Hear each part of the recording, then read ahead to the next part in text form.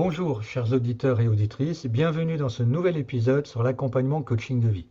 Aujourd'hui, nous allons explorer ce qu'accompagner veut dire. Vous l'avez certainement constaté, il y a une multiplicité d'usages, d'applications et de sens à l'accompagnement, parfois même jusqu'à la confusion. Aujourd'hui, je vais évoquer avec vous les fondamentaux de la relation d'accompagnement tels que je les pratique en tant que coach de vie.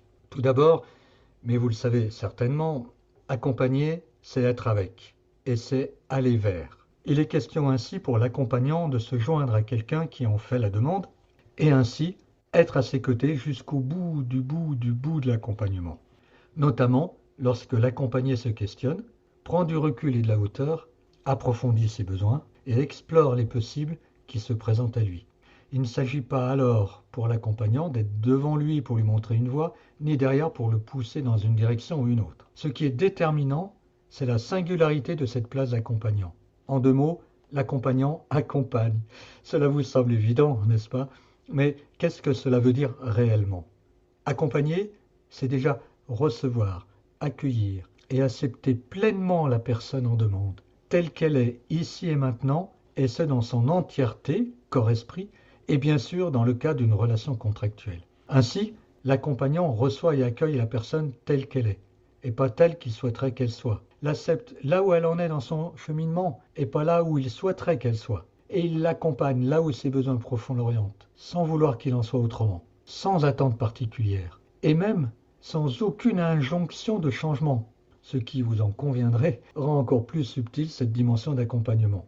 Vous l'avez compris, accompagner nécessite avant tout un positionnement relationnel spécifique. De ce positionnement découle une posture. Et cette posture diffère notamment de la relation d'aide, du conseil, de l'assistanat, de la thérapie, du tutorat, du mentorat et j'en passe. La relation d'accompagnement, en coaching de vie par exemple, implique plusieurs fondamentaux. Le premier, accompagner, cela s'apprend. Ce n'est pas inné. C'est quelque part un apprentissage sans finalité certes, et de surcroît régulièrement questionné et ajusté. Un vrai parcours intérieur où se mêlent savoir-être et savoir-faire.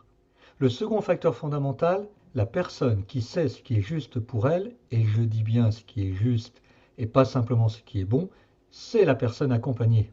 Le troisième facteur, l'accompagnant est aux côtés de l'accompagné, posant des questions ouvertes pour la plupart, permettant à ce dernier de vivre un vécu riche de réflexion, de ressentis, d'émotions, de sensations, mais aussi une expérience de clarification, de libre choix et de prise de décision en conscience, en lien avec son environnement. Tout ceci s'élabore en chemin, se construit pas à pas, en solidarité avec ses valeurs. Je poursuis toujours sur les fondamentaux. Le quatrième se loge dans une logique de cheminement, c'est-à-dire dans une incertitude consentie, dans une aventure profondément humaine, riche, complexe et partagée, ce qui suppose une coopération acceptée, une alliance solide entre accompagnant et accompagné, dans laquelle le non-jugement et la confiance en ce qui est ne sont pas les moindres des constituants. Le cinquième des fondamentaux, c'est la dimension humaniste, qui place le sujet au centre du processus. L'accompagnement met en place une relation adulte-adulte, laissant à l'accompagné le soin et la responsabilité d'être auteur et acteur de sa vie. Et maintenant, plus précisément, qu'est-ce qu'un accompagnant coach de vie? C'est une femme ou un homme qui occupe pleinement sa place d'accompagnant et qui, avant tout, n'usurpe pas une place qui n'est pas la sienne.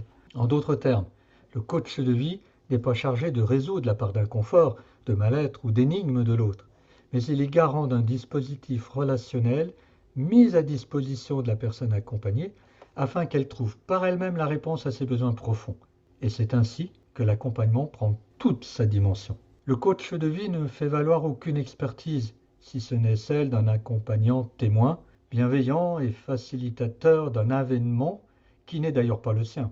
En d'autres termes, il est invité comme témoin, témoin impliqué certes, mais juste le témoin d'une histoire qui n'est pas la sienne, d'où la vigilance aux possibles projections et au transfert de sa part, ceci étant toujours à l'affût de la moindre opportunité pour surgir.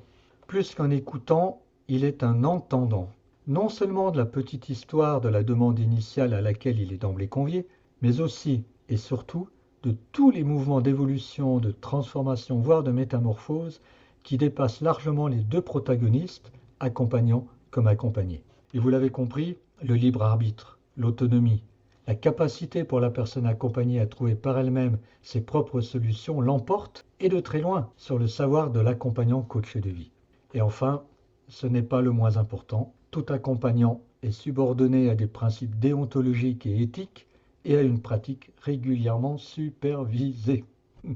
En résumé, accompagner, c'est laisser ouvert l'espace relationnel pour que la personne accompagnée puisse d'elle-même, par son libre arbitre, explorer, découvrir des ressources nouvelles, oser les mettre en œuvre, et le tout préservé de toute saisie et emprise. C'est reconnaître à l'autonomie une vraie et puissante dynamique de croissance. L'accompagnement coaching de vie ainsi proposé répond avec humanité au processus naturel d'une personne en devenir qui se prend en charge et qui aspire à donner du sens à son existence. Voilà, ce podcast sur ce qu'accompagner veut dire prend fin. J'espère que ce sujet vous a intéressé autant qu'il me passionne. Merci, chers auditeurs, chères auditrices, de votre présence. Et je ne résiste toujours pas à vous poser une question. Et là, dans l'instant, qu'est-ce que le verbe accompagner génère en vous ? Au revoir et à bientôt, je l'espère, pour d'autres podcasts.